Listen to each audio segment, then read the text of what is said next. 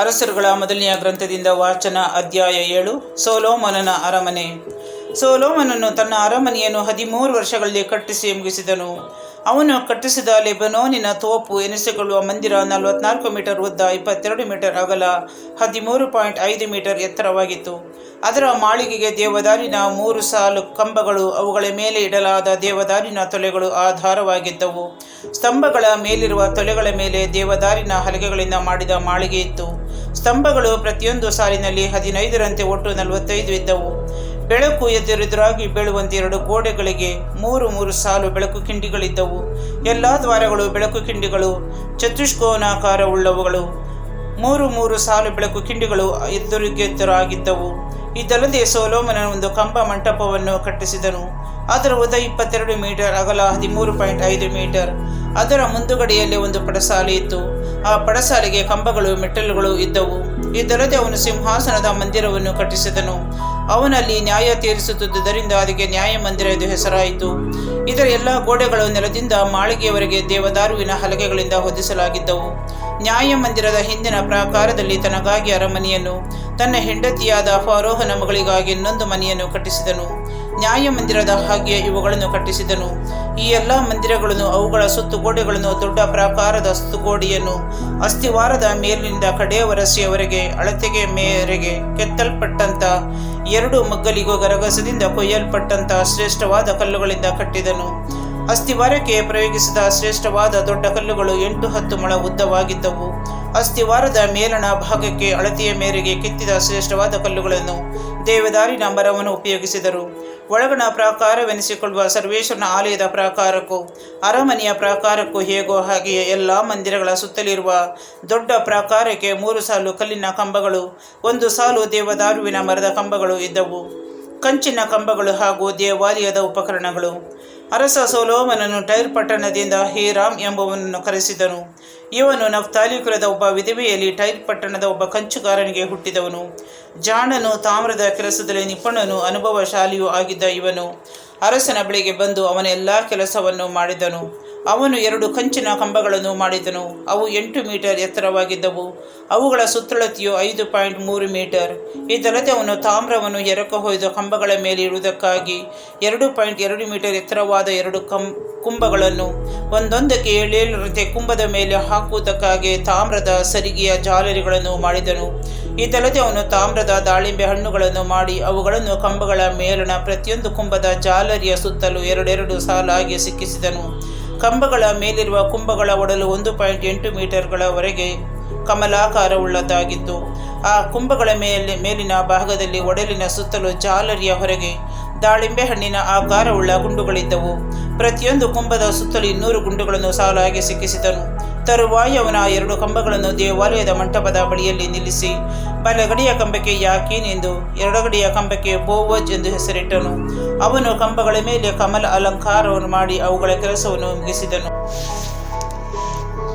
ಕಂಚಿನ ಕಡಲು. ಆ ನಂತರ ಅವನು ಕಡಲು ಎನಿಸಿಕೊಳ್ಳುವ ಎರಕದ ಒಂದು ಕೊಳವನ್ನು ಮಾಡಿದನು. ಅದರ ಬಾಯಿ ಚಕ್ರಾಕಾರವಾಗಿಯೂ ಅಂಚಿನಿಂದ ಅಂಚಿಗೆ 4.4 ಮೀಟರ್ ಉದ್ದ ಇತ್ತು. ಅದರ ಎತ್ತರ 2.2 ಮೀಟರ್, ಸುತ್ತಳತೆ 13.2 ಮೀಟರ್. ಅದನ್ನು ಎರಕ ಹೊಯ್ಯುವಾಗ ಅದರ ಅಂಚಿನ ಕೆಳಗೆ ಸುತ್ತಲೂ 10 ಮೊಳ ಉದ್ದವಾದ ಬಳ್ಳಿಗಳನ್ನು 2 ಸಾಲಾಗಿ ಎರಕ ಹೊಯ್ದಿದ್ದನು. 12 ಎರಕದ ಹೋರಿಗಳು ಅದನ್ನು ಹೊತ್ತಿದ್ದವು. ಅವುಗಳಲ್ಲಿ 3 ಉತ್ತರ ದಿಕ್ಕಿಗೂ, 3 ಪಶ್ಚಿಮ ದಿಕ್ಕಿಗೂ, 3 ದಕ್ಷಿಣ ದಿಕ್ಕಿಗೂ, 3 ಪೂರ್ವ ದಿಕ್ಕಿಗೂ ಮುಖ ಮಾಡಿಕೊಂಡಿದ್ದವು. ಕಡಲು ಅವುಗಳ ಬೆನ್ನಿನ ಮೇಲೆ ಇತ್ತು. ಅವುಗಳ ಹಿಂಭಾಗ ಒಳಗಡೆ ಇತ್ತು. ಕೊಳದ ತಗಡು 4 ಬೆರಳು ದಪ್ಪವಾಗಿತ್ತು. ಅದರ ಅಂಚು ಕಮಲಾಕಾರದ ಬಟ್ಟಲನ್ನು ಹೋಲುತ್ತಿತ್ತು. ಅದು ಸುಮಾರು 40,000 ಲೀಟರ್ ನೀರನ್ನು ಹಿಡಿಯುತ್ತಿತ್ತು. ಕಂಚಿನ ಬಂಡಿಗಳು. ಇದಲ್ಲದೆ ಹೀರಾಮನು 10 ಕಂಚಿನ ಪೀಠಗಳನ್ನು ಮಾಡಿದನು. ಪ್ರತಿಯೊಂದು 1.8 ಮೀಟರ್ ಉದ್ದ, 1.8 ಮೀಟರ್ ಅಗಲ, 1.3 ಮೀಟರ್ ಎತ್ತರ ಇತ್ತು. ಅವುಗಳನ್ನು ಮಾಡಿದ ವಿಧಾನ ಹೇಗೆಂದರೆ, ಅವುಗಳಲ್ಲಿ ನಿಲುವು ಪಟ್ಟಿಗಳಿಂದ ಕೂಡಿದ ಅಡ್ಡಪಟ್ಟಿಗಳಿದ್ದವು. ಆ ಅಡ್ಡಪಟ್ಟಿಗಳ ಮೇಲೆ ಸಿಂಹ, ಹೋರಿ, ಕೆರೂಬಿ ಇವುಗಳ ಚಿತ್ರಗಳಿದ್ದವು. ನಿಲುವು ಪಟ್ಟಿಗಳಿಗೂ ಇದೇ ಅಲಂಕಾರವಿತ್ತು. ಸಿಂಹ, ಹೋರಿ ಇವುಗಳ ಮೇಲೂ ಕೆಳಗೂ ತೋರಣ ಚಿತ್ರಗಳಿದ್ದವು. ಪ್ರತಿಯೊಂದು ಪೀಠಕ್ಕೆ 4 ತಾಮ್ರದ ಗಾಲಿಗಳು, ಅಚ್ಚುಗಳು ಇದ್ದವು. ಪ್ರತಿಯೊಂದು ನಿಲುವು ಪಟ್ಟಿಯ ಮೇಲಿನ ತುದಿಯಲ್ಲಿ ಎರಕ ಹೊಯ್ದ ತಾಮ್ರದ ಹಿಡಿಗಳಿದ್ದವು. ಅವು ಪೀಠದ ಮೇಲಿನ ನೀರಿನ ಬಾನಿಯನ್ನು ಹಿಡಿಯುತ್ತಿದ್ದವು. ಅವುಗಳ ಹೊರ ಮೈಗೆ ತೋರಣ ಚಿತ್ರಗಳಿದ್ದವು. ಈ ಬಾನಿಯನ್ನು ಇಡುವುದಕ್ಕಾಗಿ ಪೀಠದ ಮೇಲಿನ ಭಾಗದಲ್ಲಿ 1 ಅಥವಾ 1.5 ಮೊಳ ಎತ್ತರವಾದ ಬಾಯಿ ಇತ್ತು. ಚಕ್ರಾಕಾರವಾಗಿದ್ದ ಬಾಯಿಯು 1.5 ಮೊಳ ಅಗಲವಾಗಿತ್ತು. ಇದರ ಮೇಲೆಯೂ ಚಿತ್ರಗಳಿದ್ದವು. ಇದಕ್ಕೆ ಆಧಾರವಾದ ಅಡ್ಡಪಟ್ಟಿಗಳು ಚಕ್ರಾಕಾರವಾಗಿರದೆ ಚತುಷ್ಕೋನದವುಗಳಾಗಿದ್ದವು. ಮೇಲೆ ಕಂಡ 4 ಗಾಲಿಗಳು ಅಡ್ಡಪಟ್ಟಿಗಳ ಕೆಳಗೆ ಇದ್ದವು. ಇರಸು ಪೀಠವು ಅಖಂಡವಾಗಿದ್ದವು. ಪ್ರತಿಯೊಂದು ಗಾಲಿಯು 1.5 ಮೊಳ ಎತ್ತರವಿತ್ತು. ಅವು ಸಾಧಾರಣವಾದ ಬಂಡಿಗಳ ಗಾಲಿಗಳಂತೆಯೇ ಇದ್ದವು. ಆದರೆ ಅವುಗಳ ಕಟ್ಟು, ಅರ, ಕುಂಭ ಅವುಗಳಿಗೆ ಸಂಬಂಧಪಟ್ಟ ಇರಸು ತಾಮ್ರದವುಗಳು. ಪ್ರತಿಯೊಂದು ಪೀಠದ ತುದಿಯಲ್ಲಿದ್ದ 4 ಹಿಡಿಗಳು ಪೀಠದೊಡನೆ ಅಖಂಡವಾಗಿದ್ದವು. ಪೀಠದ ಮೇಲಿನ ಭಾಗದಲ್ಲಿದ್ದ ಚಕ್ರಾಕಾರದ ಬಾಯಿಯು 1/2 ಮೊಳ ಎತ್ತರವಾಗಿತ್ತು. ಪೀಠದ ಮೇಲಿನ ಭಾಗದಲ್ಲಿನ ಹಿಡಿಗಳು, ಅಡ್ಡಪಟ್ಟಿಗಳು ಅದರೊಡನೆ ಅಖಂಡವಾಗಿದ್ದವು. ಆ ಅಡ್ಡಪಟ್ಟಿಗಳಿಗೂ ಹಿಡಿಗಳ ಹೊರ ಮೈಗೂ ಸ್ಥಳವಿದ್ದ ಪ್ರಕಾರ ಕೆರೂಬಿ, ಸಿಂಹ, ಖರ್ಜೂರ ವೃಕ್ಷ ಇವುಗಳ ಚಿತ್ರಗಳನ್ನು, ಆ ಚಿತ್ರಗಳ ಸುತ್ತಲೂ ತೋರಣ ಚಿತ್ರಗಳನ್ನು ಮಾಡಿದನು. ಲೋಹಗಳನ್ನು ಒಂದೇ ಸಾರಿ ಕರಗಿಸಿ 10 ಪೀಠಗಳನ್ನು ಮಾಡಿದನು. ಅವುಗಳ ಆಕಾರವು ಅಳತೆಯು ಒಂದೇ. ಇದಲ್ಲದೆ ಹೀರಾಮನು 800 ಲೀಟರ್ ನೀರು ಹಿಡಿಯುವ 4 ಮೊಳ ಅಗಲವಾದ 4 ಬಾನೆಗಳನ್ನು ಮಾಡಿ ಪ್ರತಿಯೊಂದು ಪೀಠದ ಮೇಲೆ ಒಂದೊಂದು ಬಾನೆಯನ್ನು ಇಟ್ಟನು.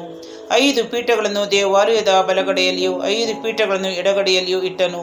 ಕಂಚಿನ ಕಡಲನ್ನು ದೇವಾಲಯದ ಬಲಗಡೆಯಲ್ಲಿ, ಅಂದರೆ ಪ್ರಾಕಾರದ ಆಗ್ನೇಯ ದಿಕ್ಕಿನಲ್ಲಿರಿಸಿದನು. ಇದಲ್ಲದೆ ಹೀರಾಮನು ಬಟ್ಟಲುಗಳನ್ನು, ಸಲಿಕೆಗಳನ್ನು, ಬೋಗುಣಿಗಳನ್ನು ಮಾಡಿದನು.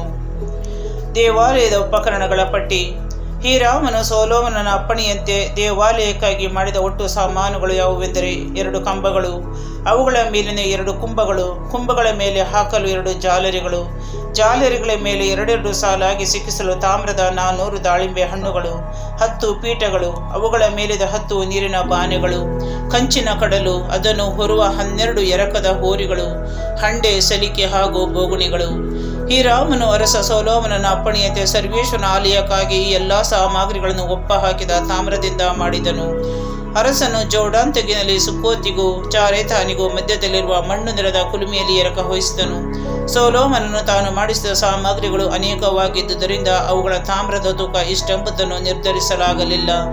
ಸೊಲೊಮೋನನು ಸರ್ವೇಶ್ವರನ ಆಲಯಕ್ಕಾಗಿ ಮಾಡಿಸಿದ ಒಳಗಿನ ಸಾಮಗ್ರಿಗಳು ಯಾವುವೆಂದರೆ ಬಂಗಾರದ ಧೂಪವೇದಿಕೆ, ನೈವೇದ್ಯವಾದ ರೊಟ್ಟಿಗಳನ್ನಿಡುವುದಕ್ಕಾಗಿ ಬಂಗಾರದ ಮೇಜು, ಮಹಾಪರಿಶುದ್ಧ ಸ್ಥಳದ ಎದುರಿಗೆ ಎಡಗಡೆಯಲ್ಲೂ ಬಲಗಡೆಯಲ್ಲೂ 5 ಇಡುವುದಕ್ಕಾಗಿ ಚೊಕ್ಕ ಬಂಗಾರದಿಂದ ಮಾಡಿದ ಪುಷ್ಪಾಲಂಕಾರವುಳ್ಳ 10 ದೀಪವೃಕ್ಷಗಳು, ಬಂಗಾರದ ಹಣತೆ ತಂಡಸುಗಳು, ಚೊಕ್ಕ ಬಂಗಾರದ ಬಟ್ಟಲುಗಳು, ಕತ್ತರಿಗಳು, ಬೋಗುಣಿಗಳು, ಧೂಪಾರತಿಗಳು, ಅಗ್ಗಿಷ್ಟಿಕೆಗಳು, ದೇವಾಲಯದ ಮಹಾಪರಿಶುದ್ಧ ಸ್ಥಳವೆನಿಸಿಕೊಳ್ಳುವ ಗರ್ಭಗುಡಿಯ ಕದಗಳಿಗೂ ಪರಿಶುದ್ಧ ಸ್ಥಳದ ಕದಗಳಿಗೂ ಇರುವ ಬಂಗಾರದ ತಿರುಗಣಿಗಳು. ಸೊಲೊಮೋನನು ಸರ್ವೇಶ್ವರನ ಆಲಯಕ್ಕೆ ಬೇಕಾದ ಎಲ್ಲ ಸಾಮಗ್ರಿಗಳನ್ನು ಸಿದ್ಧಪಡಿಸಿದ ನಂತರ ತನ್ನ ತಂದೆ ದಾವೀದನು ಸರ್ವೇಶ್ವರನಿಗೆ ಹರಕೆ ಹೊತ್ತು ಪ್ರತಿಷ್ಠಿಸಿದ ಬೆಳ್ಳಿ ಬಂಗಾರವನ್ನು ಸಾಮಗ್ರಿಗಳನ್ನು ದೇವಾಲಯದ ಭಂಡಾರಕ್ಕೆ ಸೇರಿಸಿದನು.